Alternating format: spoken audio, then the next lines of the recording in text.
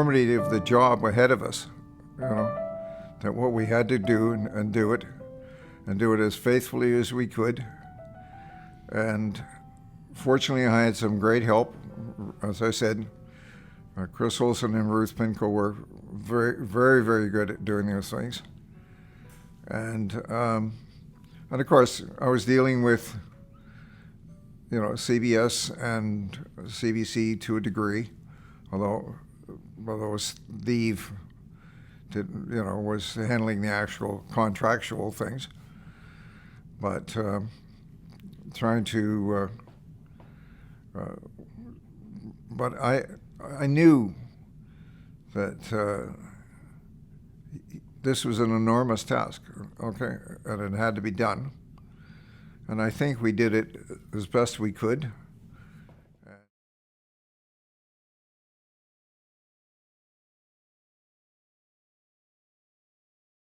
I don't think there's any or few hidden treasures out there, but we're always caught in this box about what do you allow to be produced and frankly, some of the things that were put out to the world, if Glenn were alive, he would have said no way. He would have wanted them done it differently or not done at all.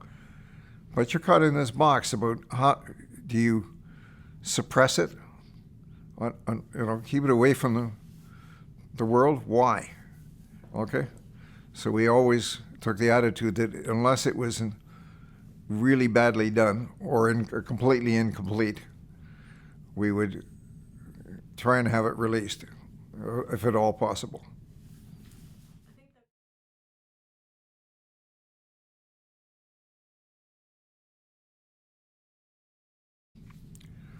The beneficiaries of the estate, which were the Salvation Army and the Toronto Humane Society, well, it turned out the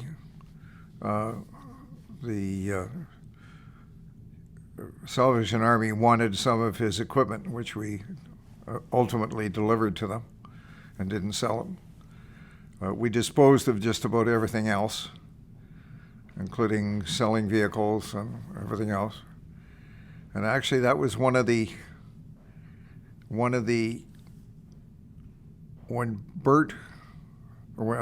Glenn passed, I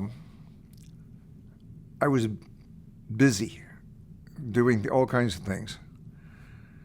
And one of the things we decided was that his car, which had become, quote, famous, we were going to take it out of the city and store it at a friend's place. And we were driving up, and I think one of my sons was following me in the car. I can't clearly recall who was following me, but I was driving Longfellow, and it suddenly all hit me. I literally had to pull over and stop, and I had a complete emotional breakdown. It didn't last a long time, but you get caught up in the nuts and bolts of the memorial, the estate, and doing all the things you're supposed to do. And I hadn't really let go.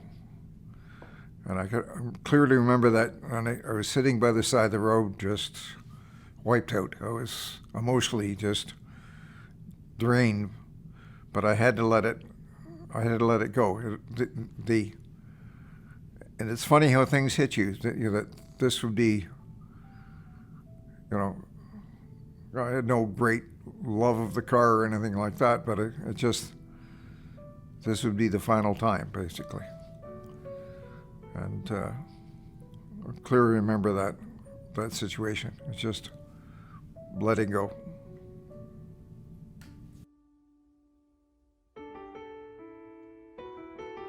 One piece.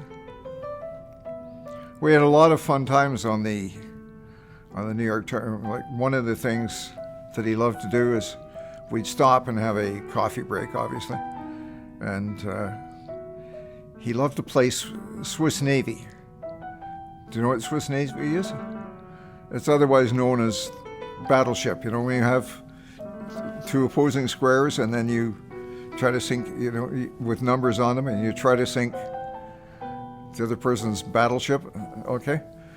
And obviously the Swiss do not have a navy. But that was what he called it. I mean, we used to play round after round of that on these coffee stops. Interesting things, so.